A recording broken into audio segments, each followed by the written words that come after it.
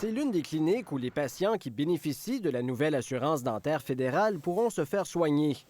Le programme permettra à ceux qui n'ont habituellement pas les moyens de se retrouver sur la chaise du dentiste.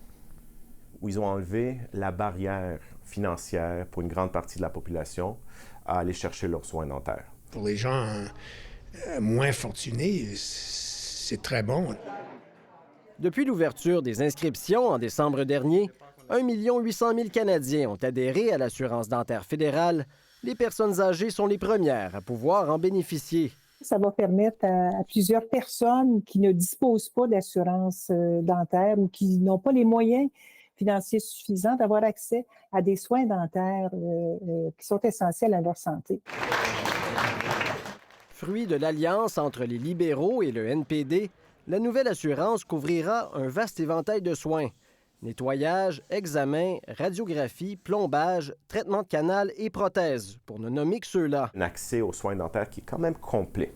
Donc, on parle de prévention, on parle de traitement restauratif. Le programme s'adresse à ceux qui n'ont pas d'assurance dentaire privée et dont le revenu familial net est sous les 90 000 $. À moins de 70 000 $, les bénéficiaires n'auront aucune quote-part à payer. Mais de 70 à 80 000 $, ils devront débourser 40 % du tarif établi par le régime fédéral selon le traitement qu'ils ont reçu. Et pour ceux qui gagnent de 80 à 90 000 $, ce sera 60 %. Mais dans les faits, ce ne sera gratuit pour personne. Les patients devront aussi payer la différence entre les frais facturés par le dentiste et les remboursements offerts par Ottawa.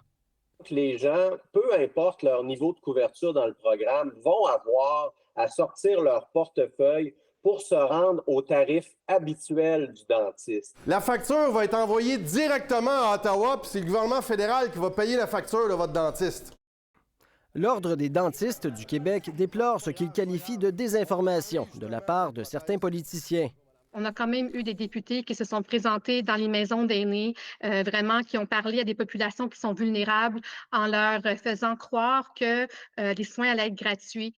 Et les dentistes seront-ils assez nombreux pour répondre à la demande?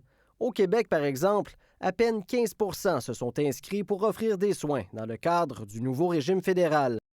Ils veulent laisser la chance au programme de commencer, s'assurer qu'il n'y a pas trop de problèmes majeurs au départ. Là où il y a beaucoup moins d'inscriptions, ce sont dans les régions éloignées, là, comme Abitibi-Témiscamingue, Bas-du-Fleuve, Gaspésie, Côte-Nord, parce que ces dentistes-là sont déjà surchargés.